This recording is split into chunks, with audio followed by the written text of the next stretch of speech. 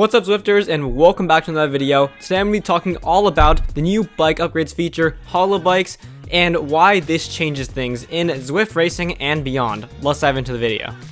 Alright, so first off, bike upgrades are available to all Zwifters as long as you are on game version 1.86, which is going live today, Tuesday, March 18th, and most of you are watching this video after that, so you'll probably have the game release in your hands and you'll be able to start upgrading your bikes as we speak. Alright, so getting right into the details and talking about how bike upgrades work, bikes can now be upgraded to increase their performance in terms of aerodynamics, weight, and more.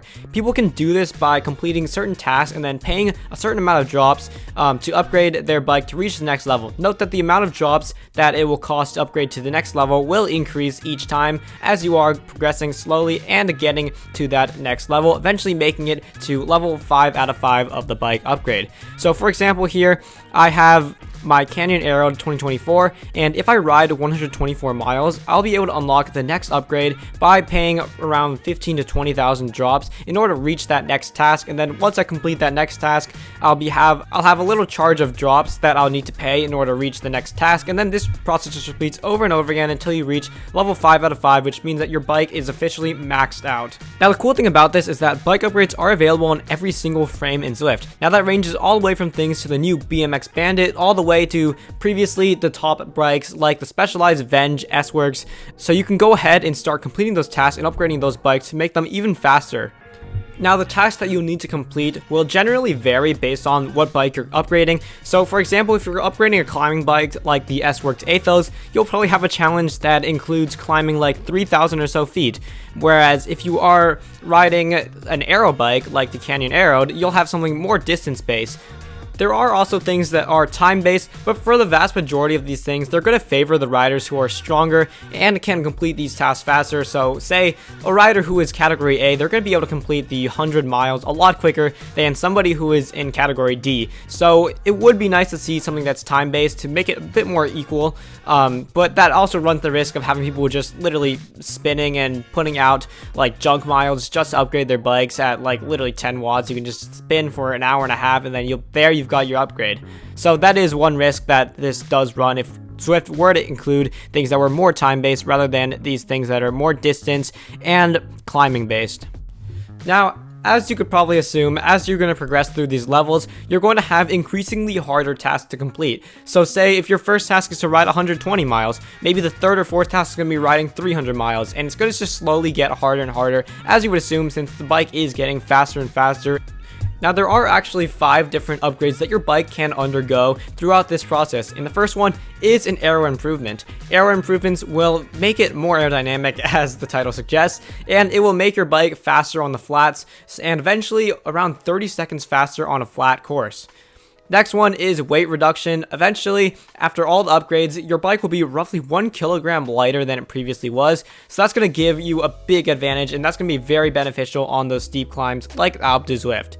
Next one, improved drivetrain efficiency. That's going to be pretty similar to aero improvements in the sense that it's going to make your bike faster overall. And fourth one is XP boost. While you're riding this bike, you'll get a 5% XP boost, which is nice to see, especially for those of you who are chasing that level 100. Fifth one is the drops boost, which gives you 5% more drops. Always great to see, so you can start saving up towards those holo bikes, which I'll be touching on later on in this video.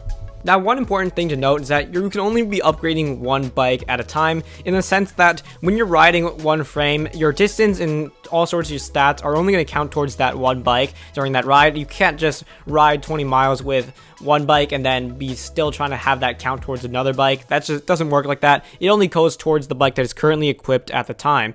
And once you start upgrading a bike, it will be indicated in your drop shop with a few green arrows with a number on the side indicating what stage of upgrade you're currently on. You can see that on display in the screen that I have up above, where if you have a screenshot which is showing one rider who has their upgrade up to level 4, and you can see those little green arrows in there indicating that. Now the cool thing about bike upgrades is that eventually you'll be able to have a pretty basic bike that is going to eventually beat the default version of the higher end bikes. So you could say upgrade like something that's traditionally very slow like a BMC in game, and then you can have that eventually be faster than something like the S-Works Venge, which would normally be a lot faster to this update. Now moving on to the second topic of this video, we are now talking about holobikes. And the way that holobikes work is that they're basically these really exclusive frames that are only available to the top Zwifters out there, those who have really been putting in the hours to upgrade their bikes. Now what this means is that once you fully upgrade 3 frames from the same manufacturer, given that the manufacturer does offer a holobike, you'll be able to purchase that holobike for around 10 million drops for the current holobike offerings. The holobikes are the top performing bikes in the game, and in order to see just how well they perform, we're going to have to check out Zwift Insider once he finishes running those speed tests. Alright, now I'm going to go over the 4 offerings that we currently have for holobikes. Now the first one is the Pinarello Espada, which is a TT bike, so you cannot draft on this one. The next one is the Cannondale Rollerblade 4000, and the third one is the Specialized Project 74. The latter two are both concept bikes that never really came to life, so I have the feeling that we'll see a lot more of these concept bikes that will be eventually added to the game as holobikes. Now the last one is the Tron bike. The Tron bike is technically considered a holobike, but it can still be unlocked through the Everest challenge.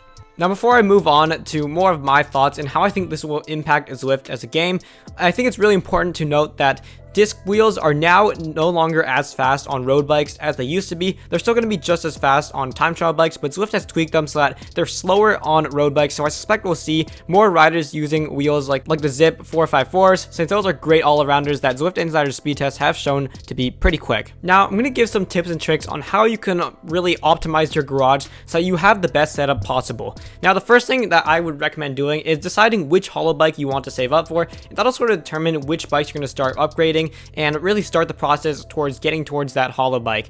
And I'd also recommend sticking to one bike upgrade at a time so that you're not just upgrading multiple things at one time. You really just have one set thing that you're going to upgrade to have as your optimal frame that you're going to use for most of your races. Also, as soon as you finish an upgrade task, I'd highly recommend purchasing the next upgrade so you can get the process going and not lose out on too much progress. Now, what exactly does this update mean for the majority of Zwifters? I have a good feeling that's going to create a big disparity between the slowest bikes and the fastest bikes, and it's going to be really interesting to see how this all plays out once the speed tests are in. I think that this will make racing a little bit more unfair. I think it's going to give those riders with the top bikes a little bit more of an edge, but I think that it's not really unfair because those riders have worked very, very hard to get those top end bikes, and I think that's something that's commonly overlooked. But I don't think this is going to be an absolute game changer, since things like your tactics, your timing, and everything like that are going to make a lot more of a difference than your little bike changes that are really making marginal gains. I think that there's a good chance that we'll start to see some more bike neutralized races on Zwift, so that these equipment differences aren't making that much of a difference because everything is just neutralized and you can just use whatever bike you want without having to worry about the speed difference. Now that's just about all I have to share in this video. I personally love this update and I think it adds a lot more to the gamification of Zwift, but I'd love to know what you all think of this. Please leave a comment in the comment section below letting me know what you think of this update. And with that, thank you all for watching. Please consider hitting that subscribe button. And with that, thank you all for watching and ride on.